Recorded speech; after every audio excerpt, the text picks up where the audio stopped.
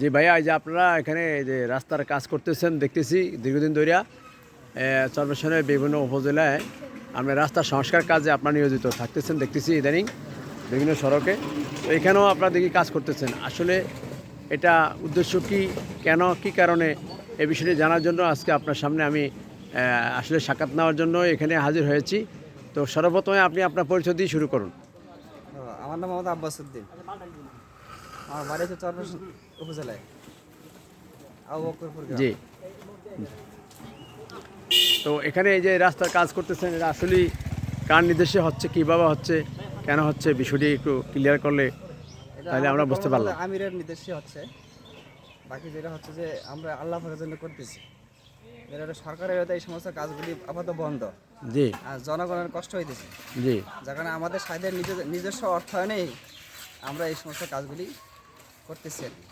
তো এটা আপনাদের কোন সংগঠন বা কোথা থেকে করতেছেন, এটা কে, কারা, কার নির্দেশে করতেছেন? কলেমাজ আমাদের যে সংগঠন তার থেকে। কালেমার জামাত, এটা প্রধান কে? প্রফেসর আব্দুল মজিদ সাহেব। এটা কোথায় অবস্থিত? কুলসুমবাগ 4 নং ওয়ার্ড। কুলসুমবাগ 4 নং ওয়ার্ডে অবস্থিত।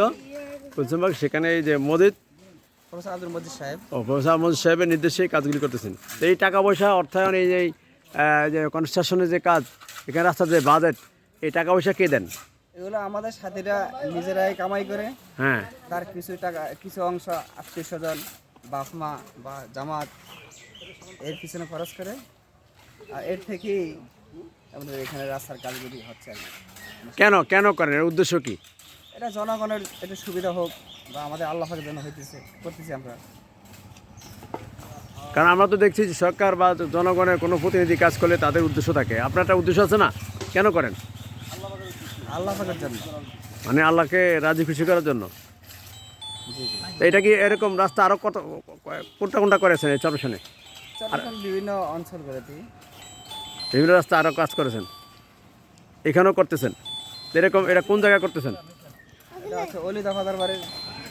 মানে ওই দাদাবাড়ির পাশ দিয়ে বয়ে যাওয়া বাজারের দিকে যে সড়ক নাকি? ও, ধন্যবাদ ভাইয়া, ধন্যবাদ। আপনারা পাবলিকের এই কষ্ট দেখে কাজগুলি করতেছেন, এই জন্য আসলে আপনার কাছ থেকে যে আমি যে কথাগুলো জিজ্ঞেস করতেছি বা জানতে চাইছিলাম, আসলে কি এটা আপনাকে কতটুকু?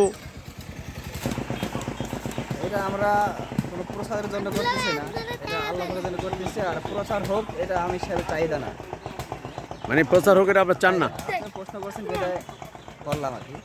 ও আচ্ছা, তাহলে আমি আপনাকে এক হিসেবে এটা প্রশ্ন করে আসলে বিভ্রান্ত করছি নাকি, আমি মনে করি নাকি? চাই না, সেটা আমি বলবো না।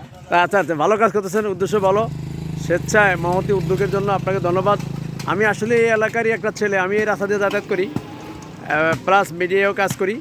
তো আপনাদের এই উদ্দেশ্য এত সুন্দর কাজ করতেছেন, তাই ভালো লাগলো, বিদায় আপনাকে জিজ্ঞেস করছি, আসলে অন্য কিছু না, জানতে চাইছিলাম। আপনাকেও ধন্যবাদ, আপনাকে এই যে সময় নষ্ট করে অনেক কিছু জানার জন্য।